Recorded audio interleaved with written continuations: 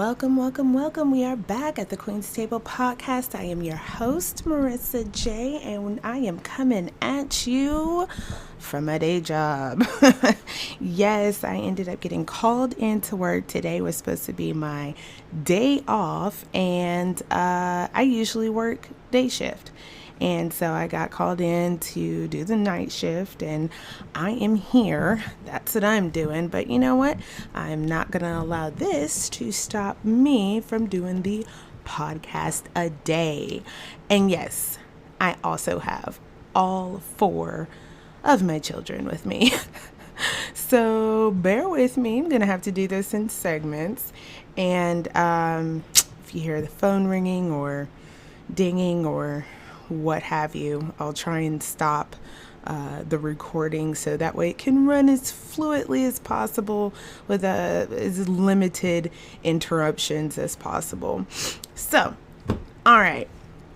I also want to add that I don't want to be here. I did not ask for this. I do not want to be here. I absolutely don't want to be here. I haven't had a day off in over a week.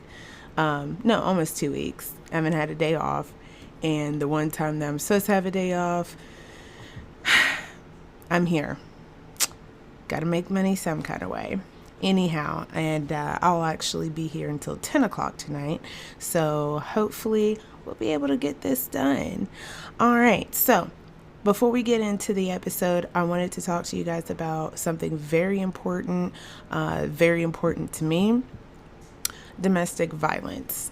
I haven't really gotten into too awful much about my ex, but that was a horrible situation that I was in.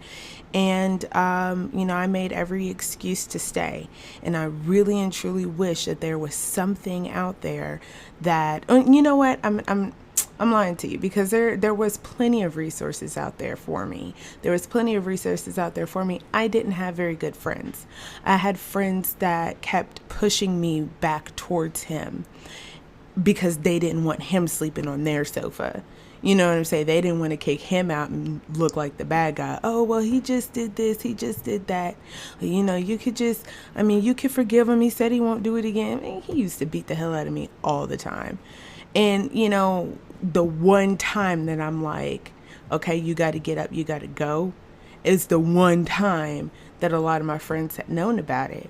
And so, it was so ugly, but it was mostly me being too afraid to say, hey, he's not going to stop. He's going to continue to do this. So with that being said, being alone may scare you, but staying in a bad relationship will damage you. Leave Alive. It's a book by Miss Danette Mahabir.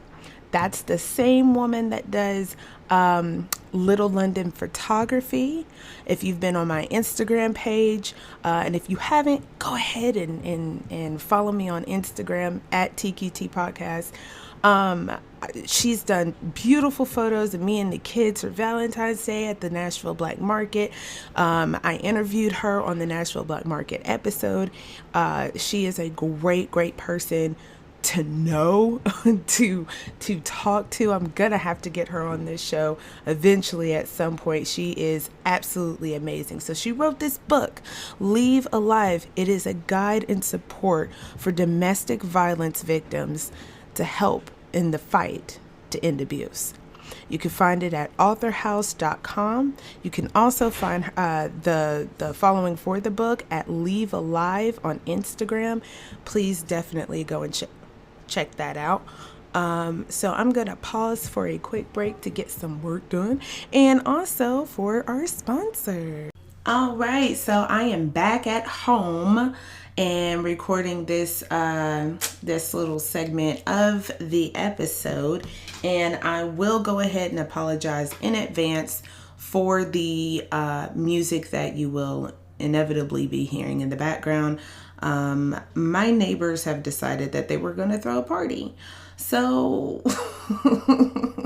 yay, that's fun. Anyhow, okay, so last episode we were talking about hoodoo and voodoo being spread out and all of that. Now, with Black American folk spirituality that developed from a number of West African beliefs, and feel free to read up on that. There's plenty of information on Wikipedia and whatnot.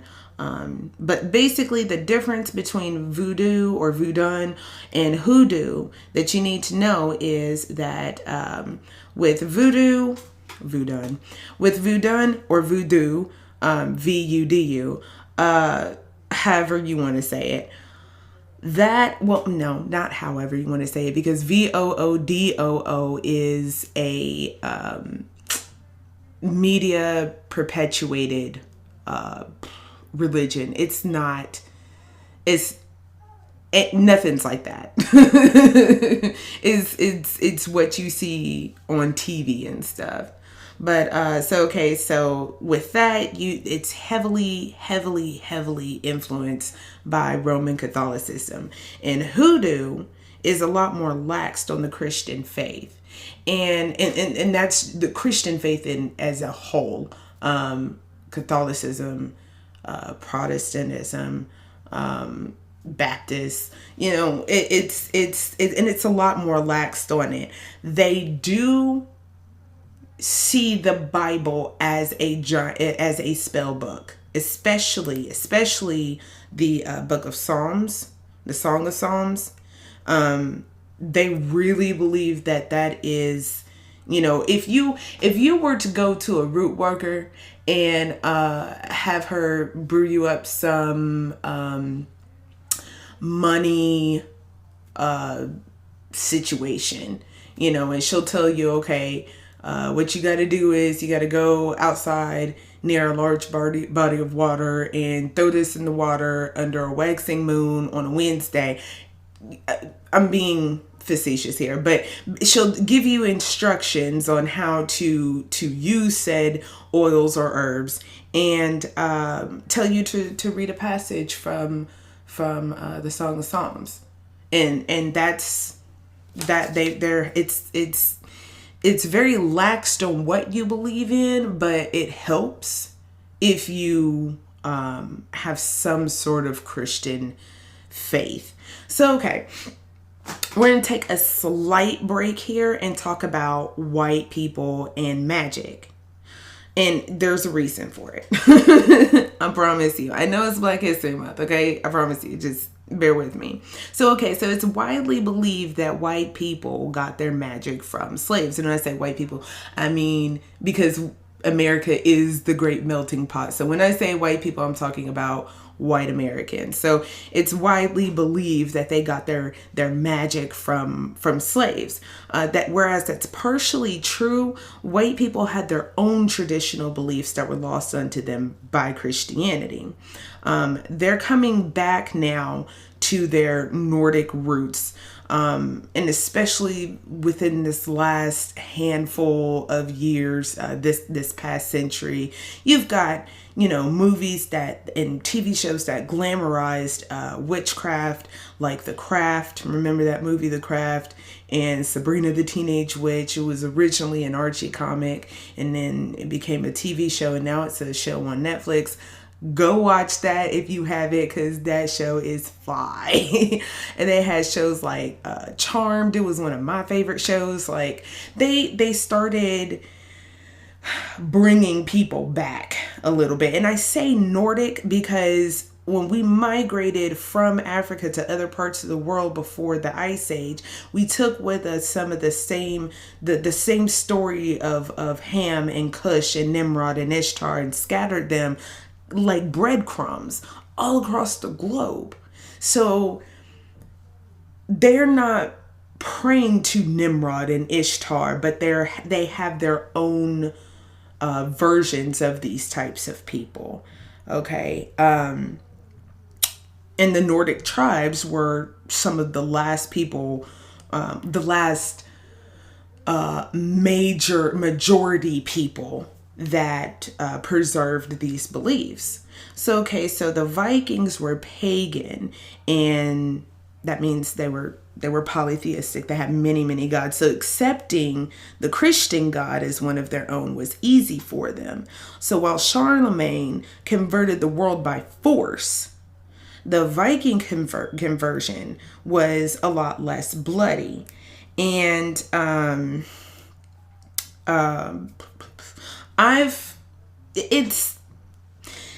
for example, you've got trade. And when different countries and different areas, different territories would trade with each other, it was, you represented not only where you're from, but your religion as well. And so you have Christians and Muslims and pagans, and in these northern regions, and so where the Vikings were. So okay, so it wouldn't be any major deal for a Viking to throw on a necklace with a cross on it when he goes to do his trade deals, and then take that off and put back Thor's hammer, before he went home. Like, that wasn't it. He didn't feel as though he was betraying his other gods or anything like that. He just, okay, let me go ahead and throw this on real quick. This is the God of helping me do better with my trading. Because with Christians, they did a lot of discrimination against Muslims and pagans, and especially during trading. When you're trading goods and services, you need to get the best deal, because you're doing this for you and your children and your family and your people. So you're trying to get, as good of a deal as you can get. And Christians were giving each other better deals than they would Muslims and Vikings. The only thing about the Viking throwing on a cross real quick before he went to the docks is that, it's cool. It's okay to do stuff like that, but you cannot get baptized. When you become baptized, that is denouncing all other religions, all other beliefs, all other gods. The very first rule, thou shalt have no other gods before me. So when you're baptized, like, that's it. You're throwing away everything else, right? So Denmark, Norway, and Sweden all became predominantly Christian by the year 1200. So okay,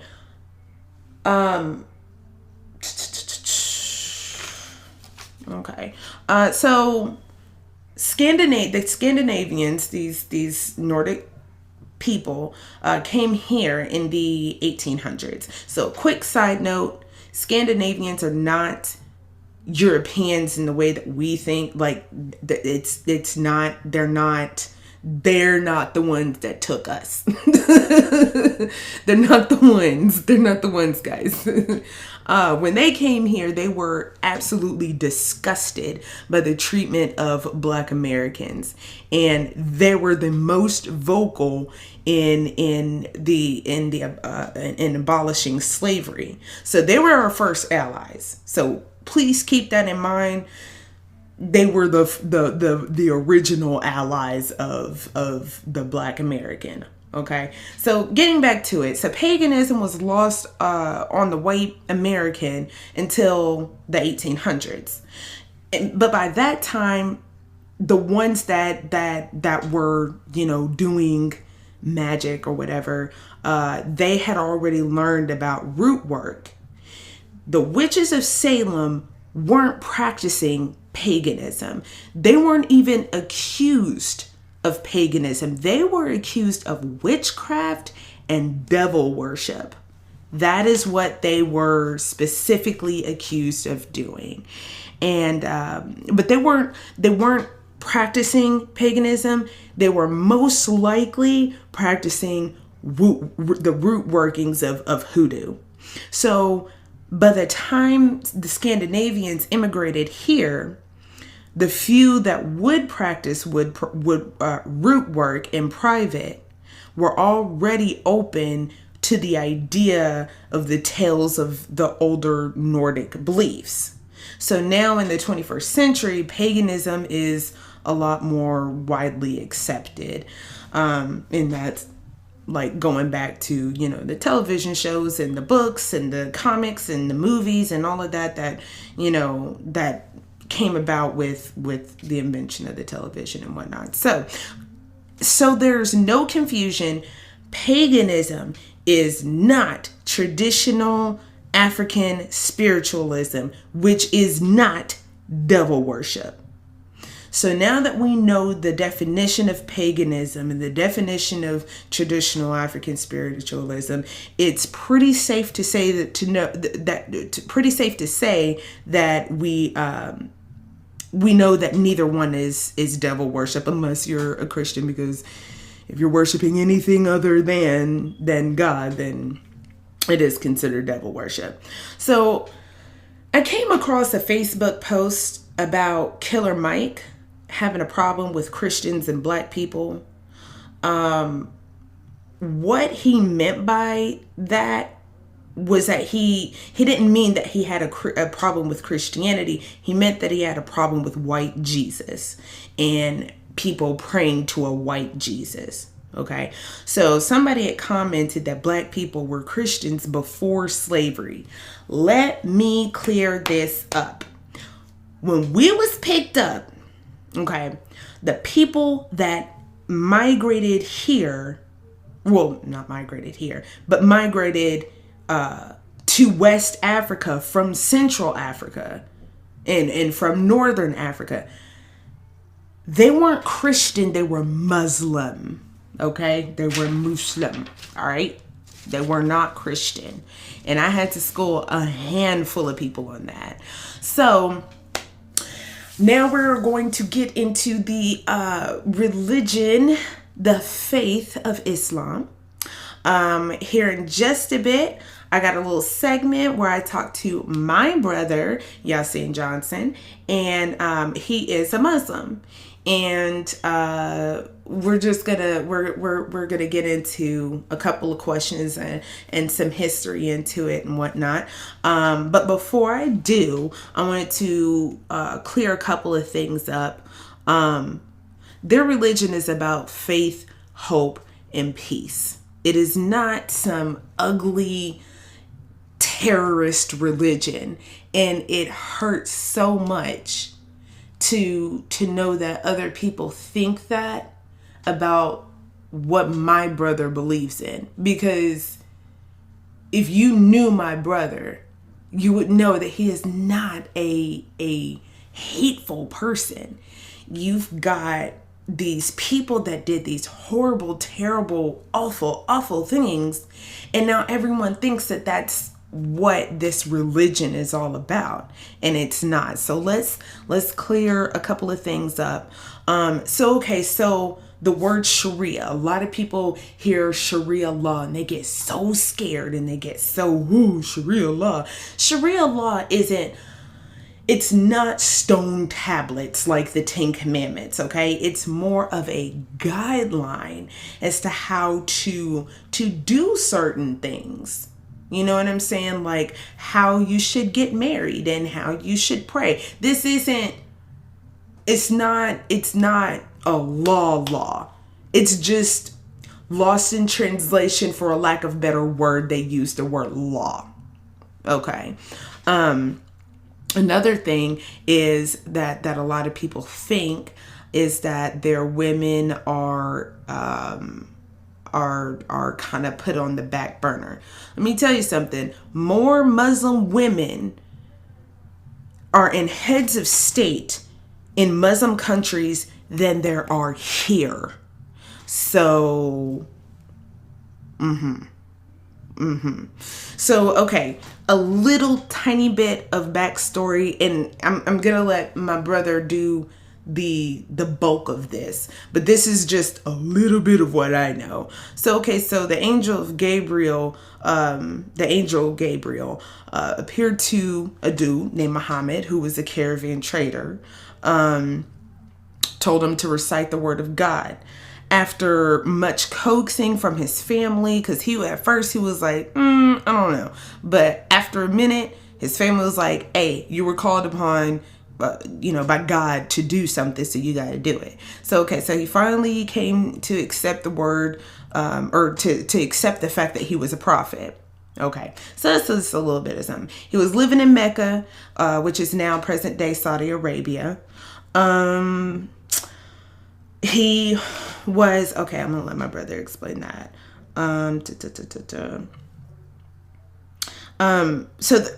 There's basically two themes of the Quran.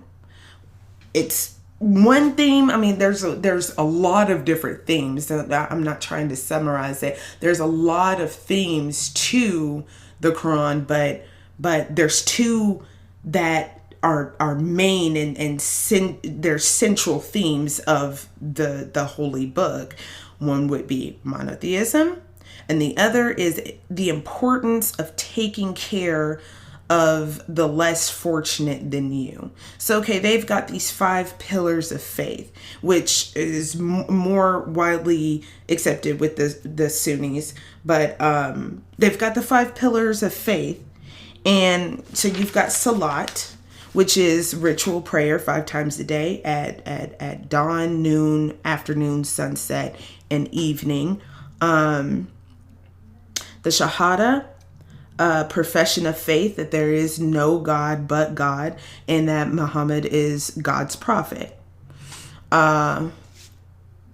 Psalm, which I don't know, I really hope I'm pronouncing that correctly, which is a month-long fasting during Ramadan. Okay, so you can't, when I say a month-long fasting, it's not like you're not eating the entire month. You do not eat during daylight hours. Okay, and I think pretty much every religion has a time where you do fast. So that's not like a super out there thing. It's just they actually do it. Christians, hey, you're supposed to be fasting during certain times too, but y'all don't be doing it.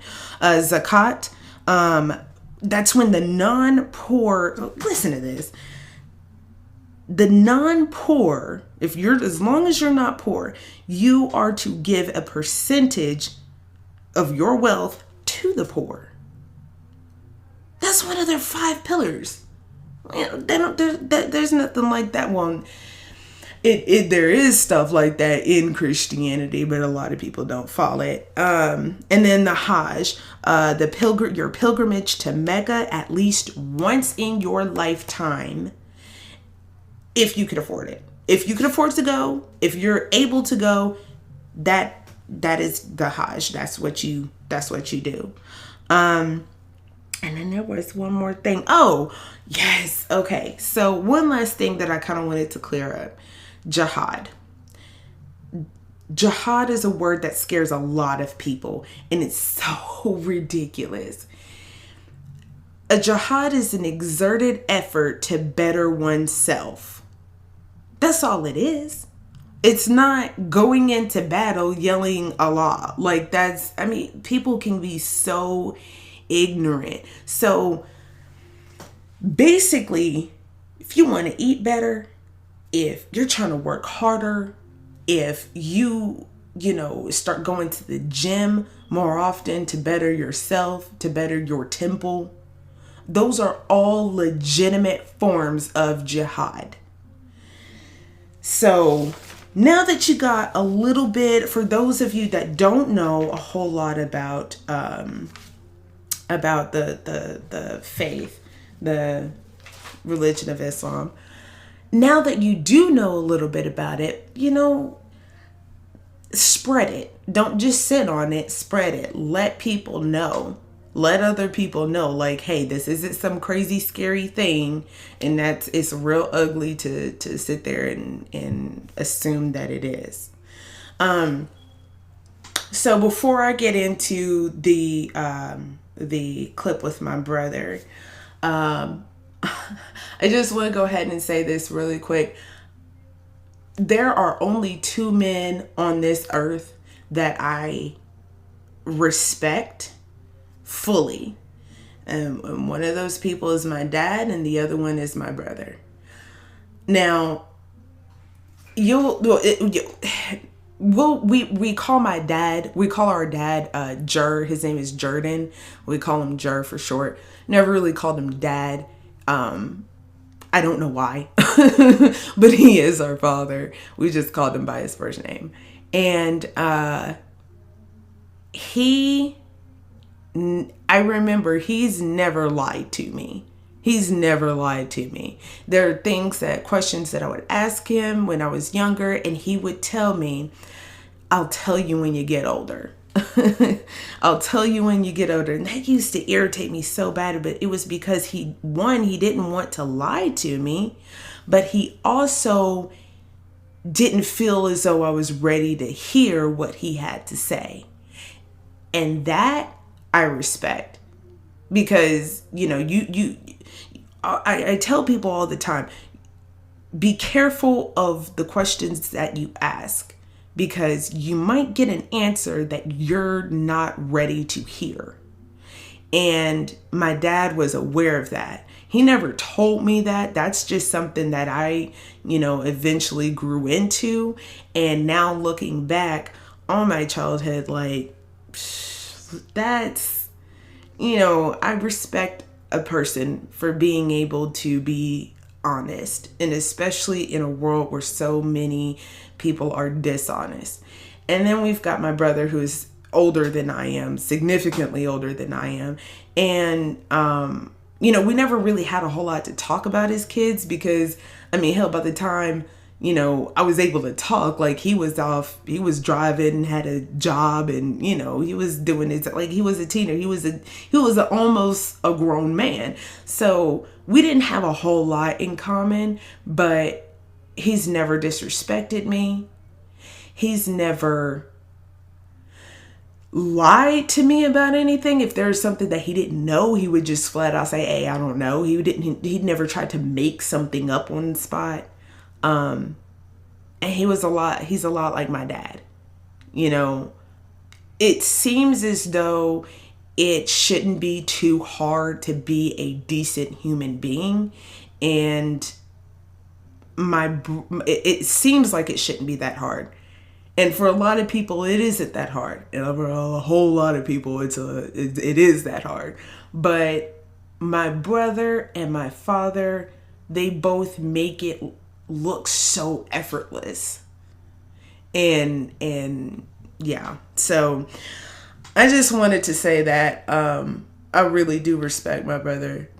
I wouldn't have him on the show. It's not that I wanted him on the show because he's my brother and because he just so happens to be Muslim.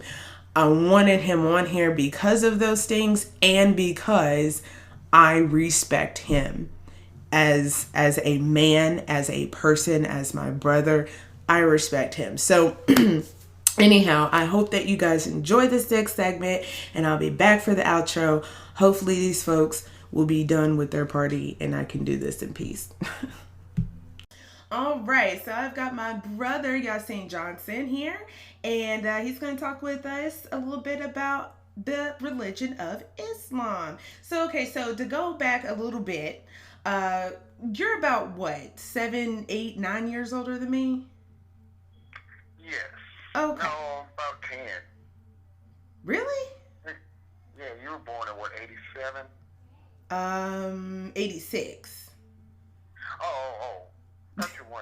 9 years. 9 years, yeah. Yeah, okay, so when we were younger, when we were kids, we didn't have a whole lot to talk about, we weren't extremely close or anything like that because of mainly because of the age gap. But you remember some of the things that I don't remember, and stuff that long before me. So okay, a couple of days or about a week or so ago, I was talking to Charlotte. We had a bet going on. I had mentioned something about granddaddy's side of the family being from Louisiana, and we ended up getting Jer on the phone. And we talked for a long, long time, and Charlotte had mentioned something about how when Mom and Jer would send you guys off to school, that you guys had to cross this 6-lane highway. and like all this other stuff that, you know, I just don't really remember any of it. But yeah, so but okay, so growing up, did you ever feel like did you feel like it was okay to ask questions, cuz we were brought up Christian. So like did you ever feel like it was okay to start asking questions? Did you ever ask mom any questions? First of all, let me just say this. I might be 9 years older than you, but I look younger than you. I don't look my age. No, Right? you don't. You So, you I don't seriously look look. like an old person. No, you don't. You look exactly how you did in high school, which is amazing. But Good genes. Good yeah, genes. yeah, we Donald got Trump good would to say. yes, we do. Yeah. But to answer your question, did I feel okay with asking questions? Yeah. Like did you ever even ask mom any questions about Christianity? No, I think Charlotte did the questioning. One thing I think needs to be understood too. We didn't we didn't go to church until we moved down south. Really? I don't have any recollection of going to church when we were in Milwaukee. Huh. So I don't recall that at all. And from my viewpoint, and even when we moved down here, we didn't go. That was maybe like a year or two later. I know mom started going, and then she started bringing us. As far as the questions go, trying to get myself in that mind frame where I was back then. Yeah.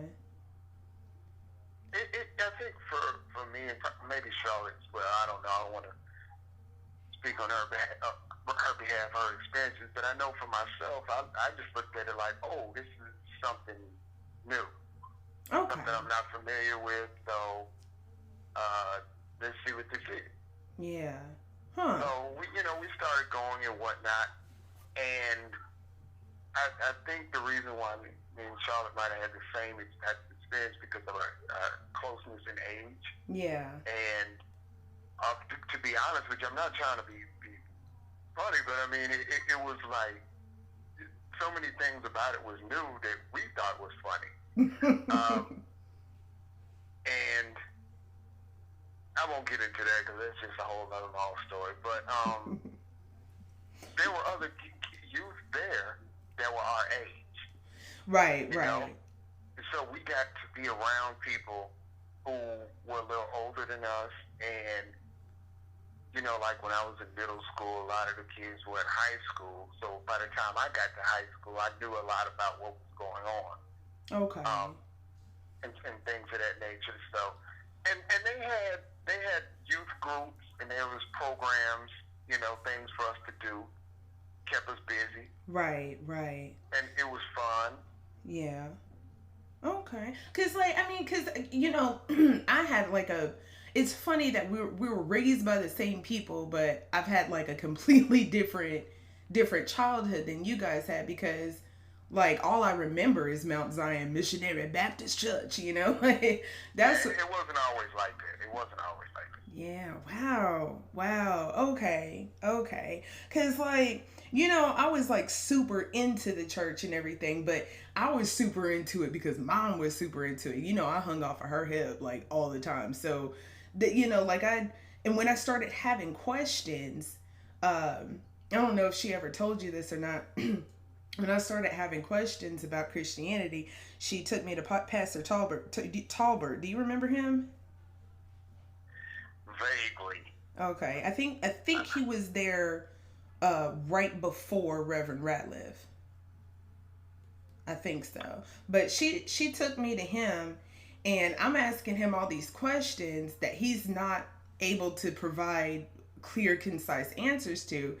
And he told mom that I was going down the path of devil worship, and that she needed to rectify it.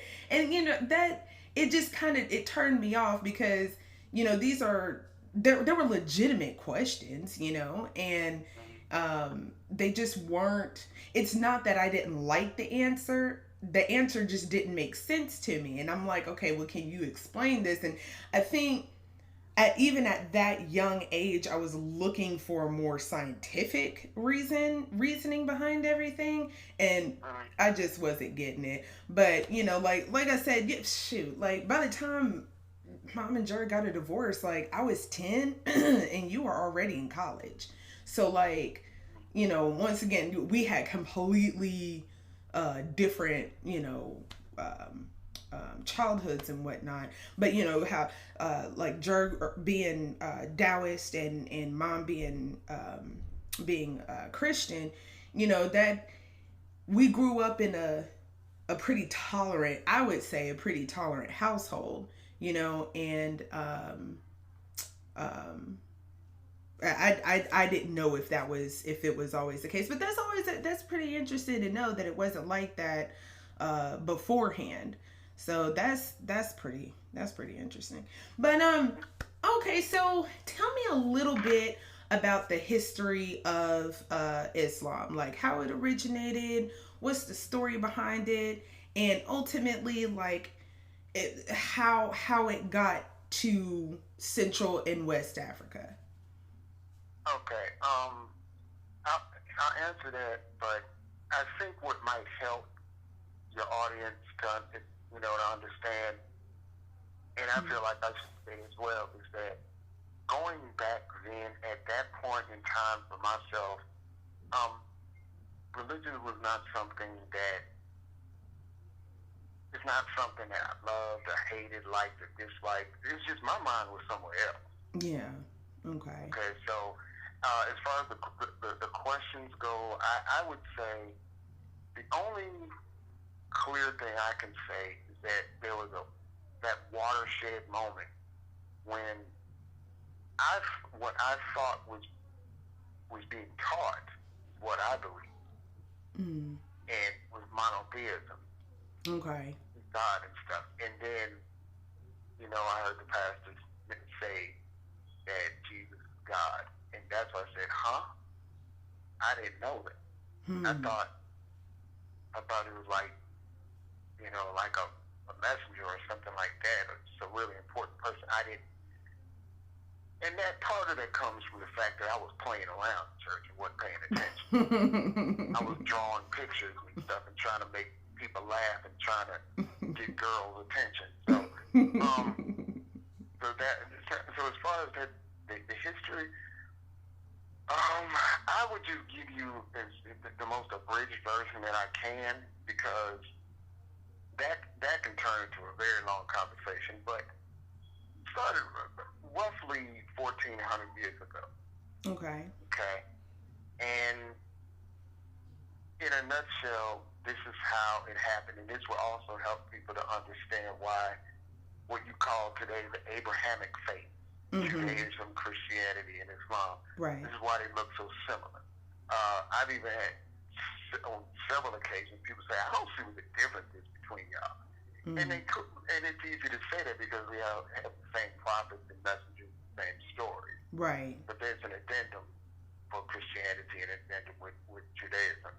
The way we see it is like this. At one time, the religion was one whole. This is what it was. But the people eventually went astray and started following their own desires. And so every time that happens, God would send a messenger or a prophet to rectify the affairs of the people and to get them back on the right track the way it was before. Gotcha. Now, this happens several times, and it happens anytime a prophet or messenger is sent. And we know that there were 125,000. Oh, wow. And they were sent to there was at least one for every nation. But with 125,000, there's several for every nation that was sent. The Quran only mentions 25 of them, I believe. But every time, and the main people being Moses, Jesus, and Muhammad. Right. There were other ones, peace be upon all of them, but in between there were other ones too. and they just called to the people, called them back to the original way of doing things. Okay, gotcha. The original religion, you know. So after once Moses came and got the people, you know, the children of Israel, got them back on track. Everyone was back to doing, you know, what they were supposed to be doing. After him, people went astray. And we had other prophets and messengers come. But to make a long story short, people went astray. God sent a prophet or messenger, rectified the people. They went astray. We sent another one. They went astray. We sent another one up until the time of Jesus, peace be upon him. Okay. He did the same thing. And then after him, the people went astray. So he sent Muhammad, peace be upon him. And then after that, he said that's it, so to speak. Okay, and so after that, this is what I'm going to send the be all, end all. This is the message for mankind. And it's going to be, it's like this to the end. Gotcha. So no one else is to be sent after that. Okay. Okay. And until Jesus comes back again.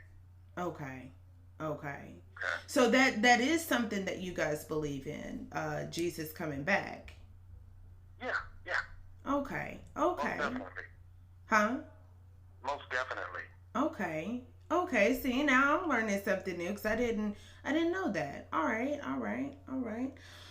Okay. Well, that was pretty clear and to the point. So God sent the Prophet Muhammad as the last, like hey, like y'all better get it together, like right now. So he right, and you have the Quran, which he put his guarantee on cannot be altered or changed. Gotcha. When people went astray, they also changed the book. They would change stories around and stuff like that. Yeah. To fit the desires of the people or for themselves. Okay. This can be evidence for people out there who are Christian and read like the New Testament. For example, if you follow the story of Jesus and how the issues he had with the Pharisees, the Sadducees, they were the learned, the elders. They knew the original language of Hebrew, and that language is only for them. You know, they knew what was going on, and they had changed the laws and things of that nature. And when Jesus came, he would say things, and that's the thing about it. When these prophets and messengers come, they were always considered to be heretics. Oh, this guy's crazy. He's trying to change our religion. No, you all changed it. He's getting it back to where it was originally done. Right. And a lot of them, the people killed. A lot of them were tortured. A lot of them were harmed by the people that they were trying to help. Say, hey, look, the law doesn't say do that. It's supposed to say or do this. Matter of fact, that's what the word Torah means, a law, which is the same thing as the Sharia. The same thing. It's the law. Okay. And it's not like a rule book. It's a guideline. Right. You know, and this is not to be mean or just to keep people from having fun. It's just that, okay, look, if you look at today in today's society and the way things have gotten out of hand, people are now starting to review what they consider old-fashioned or barbaric ways of doing things. Now they're starting to consider going back to doing those things. Why? Because they see when you start changing things just a little bit here, and time goes on as it progresses, and you change more and more and more, you end up with the mess you have now. Right. Okay. With everything just being jumbled up and everybody just doing what they want to do instead of what they should be doing. Gotcha. It's to keep order. And in any society, whether it's religious or not, any society, you have to have a system of checks and balances. Right. You can't let people just get out of control and do whatever the heck they want to. Gotcha. It's detrimental to society. Okay. Yeah. So when Islam became a thing, you know, like that started in Mecca, which is now Saudi Arabia, present day Saudi Arabia. How did that travel from Saudi Arabia to Central and West Africa? Now that I can explain a little bit on how it got to West Africa, because people from Central Africa migrated to West Africa, and obviously with that they brought their religion, their beliefs. But so like what was it? The my notes are scattered here. Some empire had spread further out into Africa. So was it just basically just the overtaking of lands and stuff, you know, like the expansion of empires? Like, is that how, or did they go on? No, contrary to popular belief, it was not spread by the sword. It was spread by trade.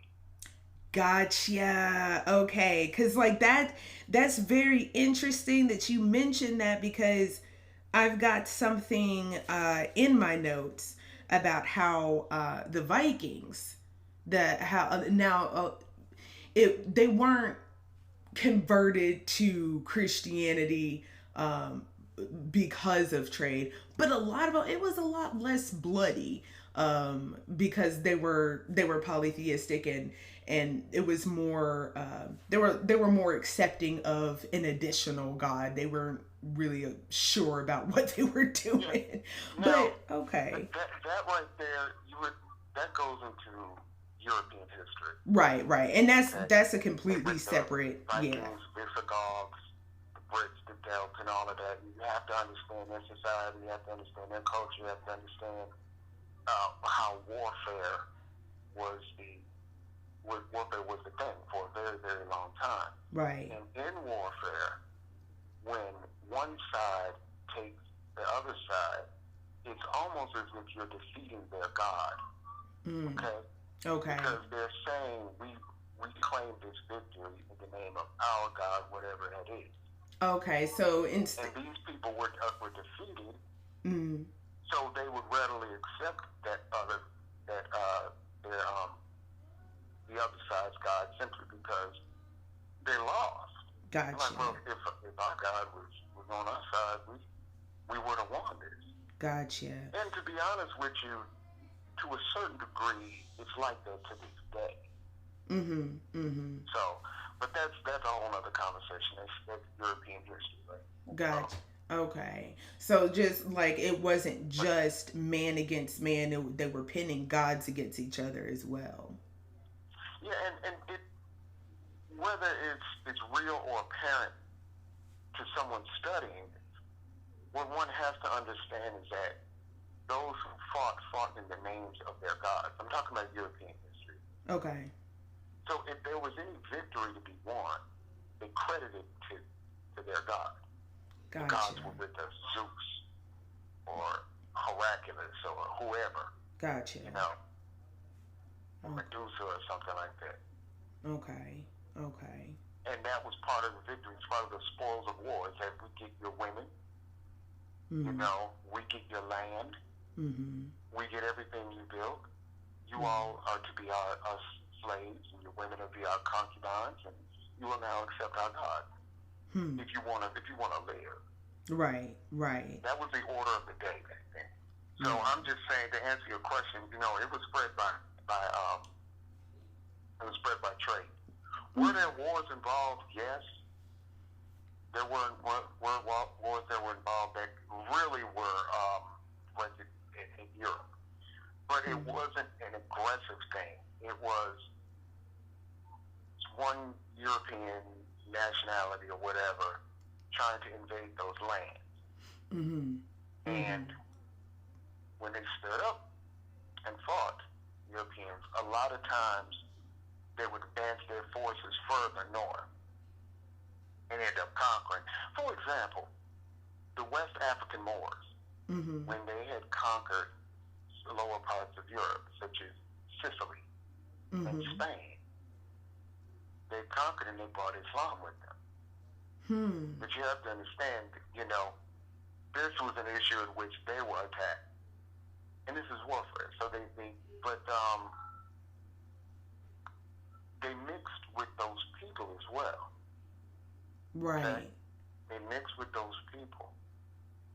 And this is why you won't hear this too much in America, but you will hear this, especially over in that region of the earth, that Africa starts in Rome. That's an old saying, because the Moors had conquered Europe up to Rome. And they mixed with those women. And this is why Sicilians and up to Rome, Italians, and if you look at Spain, that's why they look the way that they look. Yeah. They look like biracial people because that's what they are. They're biracial people. Right. Of course, history won't tell you that. Of course. Anyways, I'm going way on tangent here. But yeah, it was my trade. Okay. All right. Cool. So, real quick, so if you could explain a little bit to me, and you don't have to go into your own personal story, but just your opinion on why you think now, and when I say now, I don't mean 2019, I mean over the last 50, 7,500 years, Black Americans are starting to go back to the Islamic faith. Okay, I think you're talking about conversions? Converts? Yeah. Like, okay. That's a good... Go ahead. Okay. Go ahead. No, I was just gonna throw out the example like Malcolm X. Okay. I'm gonna have to answer that in sections, and I want to start from the front going back. Okay. Sorry, since 2000, since the turn of this century, actually, African Americans converting to Islam has really come to a halt. It's come to a halt. Most of the overwhelming vast majority of African American Muslims I know of have been Muslim for a very, very long time if they weren't born and raised in it. Okay. What you do see, so as far as the growth our numbers come from, they're not coming from African Americans. They're coming from white people. Really? That's what you're seeing converting. That's what we see more of. So that has come to a halt. Now, you did have a lot of them around the late 80s, early 90s, and that was part of a consciousness movement that was going on. If you recall, there was a spinoff from the Cosby Show called The Different World. Right. And that kind of supported and endorsed, the HBCUs, so the Black Colleges and Universities. At that time, from Howard University, Tennessee State University, Morehouse, you had a lot of speakers such as Dr. Francis Cress Welsing. You had, what's his name, Khalid Muhammad. You had a whole range of Cornel West would even speak. That the students were wanting to come and talk, listen to their lectures. I remember attending, Mom took me, as a matter of fact, to go see Betty Shabazz at MTSU when she spoke before she passed. Really? Yeah. Oh, wow. So, I remember another time we saw Joe Clark. They made a movie about him called Lean on Me. Right. The principal. Yeah, he came and spoke at MTSU. And there was a rise in consciousness that was going on. And it wasn't necessarily that you had these large groups of Black people converting to Islam. They were also converting to other religions or just becoming more spiritual. Gotcha. So that's what was going on at the time. So in the midst of people leaving the old ways of doing things, leaving church and whatnot, it wasn't that they were all coming to Islam. They were just coming into different new experiences. Okay. Now, if you go back before that, when you're talking about Malcolm's time, this really was at a period where you could, when people talk about the civil rights movement, they start with Martin Luther King. The civil rights movement started before him, really. Right. And it wasn't centered around him. Now, that's not to take away from anything he did. Right. What he did and what he fought for was great. But before that, there were things going on, and people were making advances toward. And again, there was an evolution in mind state, spirituality. I credit it mostly to the Great Migration. A lot of blacks were moving up north. Gotcha. Mm-hmm. Mm-hmm. And they were throwing off, that code, that Jim Crow way of doing things. Mm-hmm. Once they got up north, and especially in places like New York City and surrounding areas, which is considered the melting pot, you had immigrants coming in from all over the country. Right. And now they were mixing and living with them, so they caught on to new experiences. And one of those things was Islam. Okay. Yeah. And before that, just right quick, mm-hmm.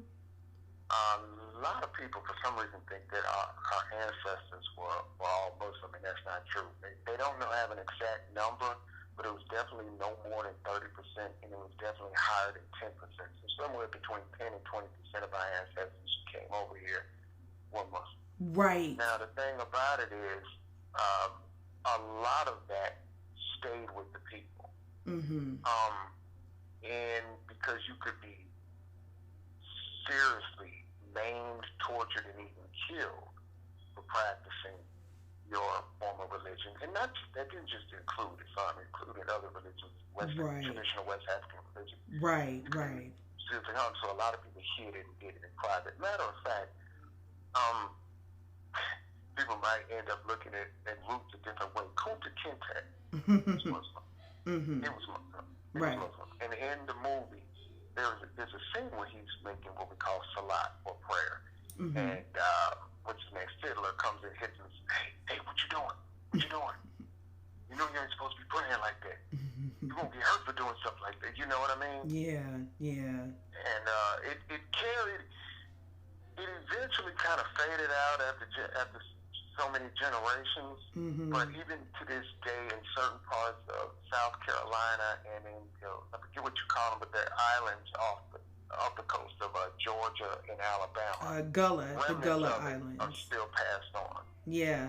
Certain things like you have certain cultures where people don't eat pork anymore, or there's certain things that are recited, and a lot of them may not even know where it comes from. Right. But it still does exist. Gotcha. Because they tried so hard to try and keep at least some bit of them, that they try to pass it down, and when caught up in the middle of passing it down, they forgot to explain, hey, this is why we do this. And But people have to understand, when you take a downtrodden people, when you take an oppressed people that have been harmed for so long, and those oppressors have used a particular religion to suppress them and to keep them down with. Mm-hmm.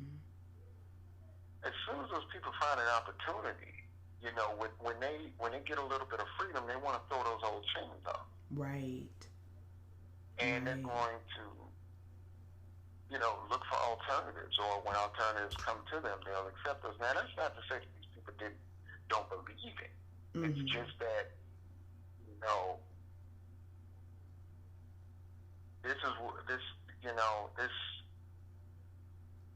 when you have new experiences, but I do want to make that clear that usually when you see a large wave of African Americans, coming into Islam, historically, they were coming into other experiences as well. Yeah, like how Tina Turner converted to Buddhism. Yes. And even now, I was just reading something about this a couple months ago. You have a lot of African Americans going back to traditional West African practices such as voodoo. Right, and it's funny you're saying. So this is the religion series that I'm doing, and I just got done recording and publishing. I don't know if you've had a chance to take a look at it just yet, but the last two episodes that I talked about was about traditional African spiritualism, and yes, I said right, and like and how we talked about how it expanded and came from Africa through the transatlantic slave trade to all of these different areas around the world, and how having to use the veil of Christianity, they were masking those same beliefs and taking for a little bit from here and there and wrapping it into one. You get things like Santeria and hoodoo and voodoo and all these different. Right. And it's like it's really interesting to see the evolution of all of these beliefs, and especially due to this particular slave trade. I mean, like, there's been slave trading long before the transatlantic slave trade, but I mean, it because it was on such a wide scale, it reached every corner of the world, and it's interesting to see how a lot of these religions kind of came about. And there's one, and I don't have my notes in front of me, there's one that's branched off of hoodoo, and they have like a little bit of everything. They got Buddhism, they've got Islam, they've got Judaism, they've got like all of these different religions just kind of wrapped into one, and it's it's so far away. It's interesting to see how all of those very, very different religions ended up in one group of people. So yeah, there's definitely that. I wouldn't necessarily say how they evolved, because they've always been around. Yeah, been around for a very, very long time. Right. They've been kept with the people. What folks don't seem to understand, I don't know why, but you cannot kill an ideology. You cannot kill a belief. You cannot kill a religion. You just can't. I mean, as long as there are people who believe in certain things, the practitioners of certain things, even if you say, well, I'm going to make you believe something, how in the world can you make somebody believe something? Right. Now, you can threaten them all day, and they can put on an act and put on a pretty good show for you. But at the end of the day, you cannot get in this person's mind and physically remove what they believe in. So, right. I'm the type of person, I have my beliefs, I'm not coming up off of that. Right. Right. But I do understand one thing. You are never going to get to the point where everybody believes the same thing. Right. And everybody is not going to believe in the same religion. And even if you did, you just have a bunch of people that confessed and said that they believe it. But they may not believe it in their hearts. Right. And that's one of the things we focus upon so much in this class, was sincerity. It has to be sincere. Yeah. If one is to take the shahada and become Muslim, for some guy or for some girl, or because they think they're going to get some money, or because they want some type of protection or something like that, and it's not sincere, then it's not valid. Right. But see, only God knows your intentions. And that's something he would have to sort out. Right. And that's it's odd to me how these other major religions don't have that honesty there, because Islam is a very, very peaceful religion. People just don't. I mean, you get a handful of bad apples that just it was ruining the bunch, and people don't realize just how peaceful this religion really is. And because nobody wants to listen to it. Nobody wants to open their minds, and nobody wants to hear it. And it's really sad that, you know, no other no other faith is like, hey, like, for like what you just said, you believe in this or it's not valid. No, you can't say that in Christianity. They'll tell you keep on praying until you do believe. You know, fake it till you make it. And it's not like that with Muslims. It's like hey, you know, like, yeah, ask questions and, you know, be knowledgeable, but at the same time, like, you have to be sincere about it. You really have to be serious about what you're doing and what you're asking, what you're believing in. So yeah, that's, wow. Okay. All right. Well, cool.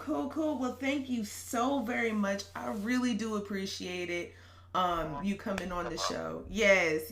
And you know, we often have a lot of really long conversations about all kinds of stuff.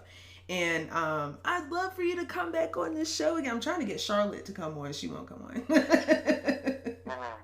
But yeah, I definitely love for you to be able to come back on, and we could talk about some other stuff. It's fun having a back and forth. It's fun being able to actually talk to someone rather than doing this by myself. So I really appreciate it. No problem. I'd just like to say that people, you know, people are free to believe what they want to believe and not believe what they want to believe. But this is just a personal thing. This is me, Yasin talking, is that I do believe that in this country and in this world, people can live peacefully amongst each other, even though they may have differences. And as long as people strive for that, hey, look, I might not believe what you believe in. You may not believe what I believe in. But that doesn't give us an excuse to go out here and act a daggone fool. Yes. And just ruin this place. Right. I believe most people in this world are good, decent people. If we focus on our similarities, oppose our differences, to help make the world a better place. Right. That's beautiful. Yes. That's a good soundbite right there. Well, all right then. I really do appreciate it. I'm going to go ahead and stop the recording right now. All right. So that was the episode. I hope you guys enjoyed it as much as I did creating it. Yes.